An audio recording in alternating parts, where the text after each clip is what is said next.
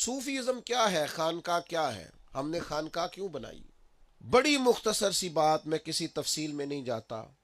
نبی پاک علیہ السلام نے جو اپنی بعثت کے مقاصد بیان کیے نا کہ میں دنیا میں کیوں آیا ہوں، ان میں سے ایک بڑا مقصد نبی پاک نے یہ بیان کیا ہے کہ میں اخلاق کی تکمیل کرنے دنیا میں آیا۔ تمہارے اخلاق میں، کما ارسلنا فیکم رسولا منکم یتلو علیکم آیاتنا ویزکیکم، اخلاق بہتر کرنے، تزکیہ نفس کرنے۔ صوفیزم کیا ہے؟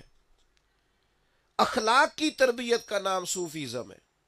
جتنا اخلاق اچھا ہوگا، جتنا اس کے اندر صبر ہوگا، شکر ہوگا، قناعت ہوگی، خودداری ہوگی، اللہ کی ذات پر جتنا بھروسہ ہوگا، جتنا اخلاص ہوگا، اتنا بڑا وہ صوفی ہوگا۔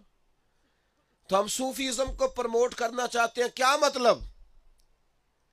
جو یہ ہم سے پوچھتا ہے کہ آپ صوفیزم کو پروموٹ کرنا چاہتے ہیں، تو ہم اسے بتاتے ہیں کہ ہم 5 چیزوں کو صوفیزم سمجھتے ہیں، 5 چیزوں کو خانقاہی نظام سمجھتے ہیں۔ یہ مختلف کتاب و سنت سے جو نچوڑ میں نے اپنے سنگیوں کے لیے بنایا وہ آپ کو پیش کر رہا ہوں۔ 5 چیزیں۔ سب سے پہلے صوفیزم کا پہلا نقطہ یہ ہے کہ ہر چیز سے بڑھ کر اللہ اور اس کے رسول سے محبت کرنی۔ والذین آمنوا اشد حبا للہ، رج کے پیار کرنا ہے اللہ رسول سے، اور عملاً آنکھوں میں آنسو ہو، سینے میں درد ہو، اس کی صرف نعت نہ ہو، وہ سچ مچ ہو۔ اعلیٰ حضرت بریلوی رحمۃ اللہ علیہ کے پاس ایک صاحب نعت لکھ کے لے آئے، کہنے لگے ذرا میری نعت دیکھے، ٹھیک ہے؟ تو آپ نے وہ نعت دیکھی تو اس میں انہوں نے نا یہ لکھا ہوا تھا کہ یا رسول اللہ، میں آپ کی یاد میں تڑپتا ہوں، میں روتا ہوں، میں بلکتا ہوں، میں سسکیاں لیتا ہوں، میں ساری رات سوتا نہیں۔ یہ نعت میں انہوں نے حضور کے لیے عرض کیا تھا، استغاثہ۔ تو نبی کریم صلی اللہ علیہ وسلم کی بارگاہ میں ان کی لکھی ہوئی نعت جب فاضل بریلوی کو انہوں نے دکھائی کہ اصلاح کر دیں کوئی، تو اعلیٰ حضرت فرمانے لگے یہ جو کچھ آپ نے لکھا ہے آپ کی کیفیت ایسی لگتی تو نہیں کہ آپ تڑپتے ہوں حضور کی یاد میں اور رات بھر آپ سوتے نہ ہوں۔ تو کہنے لگا جی نہیں، یہ تو شاعری ہے نا۔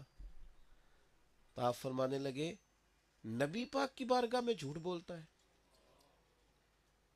حضور کی بارگاہ میں تو جھوٹ بولتا ہے، تو جیسا نہیں ہے ویسا کہتا ہے۔ یہ پتا ہے یہ صوفیزم ہے کہ سچ مچ تو تڑپے حضور کے لیے، اور سچ مچ تو رات جاگے نبی پاک کے لیے، سچ مچ۔ فاضل بریلوی کا آپ کوئی بھی شعر اٹھا کے دیکھ لیں، وہ کوئی ایسی کیفیت بیان نہیں کرتے جو ان کی نہیں ہے، جو ان کی ہے۔ اے عشق تیرے صدقے جلنے سے چھٹے سستے، جو آگ بجھا دے گی وہ آگ لگائی، وہی بات کرتے ہیں جو ان کا اصل منظر نامہ ہے۔ تو صوفیزم کا پہلا نقطہ ہر چیز سے بڑھ کے اللہ رسول سے محبت کرنا، اور دوسرا پوری محبت کے ساتھ سنت اور شریعت کی پیروی کرنا، مجبور ہو کر نہیں۔ صوفی ڈنڈے کے زور پر دین پر نہیں لگاتا، صوفی نا دین گھول کے پلا دیتا ہے۔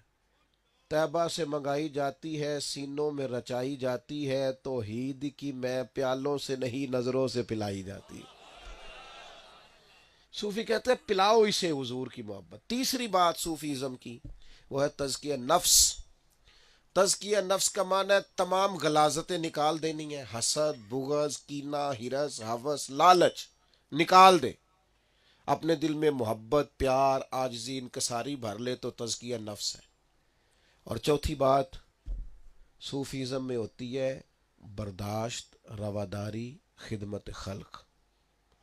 برداشت اور رواداری نہ ہو تو مخلوق کی خدمت نہیں ہوتی، کیونکہ بہت سارے لوگ ایسے ہوتے ہیں آپ خدمت کرتے ہیں وہ لالچ کرتے ہیں۔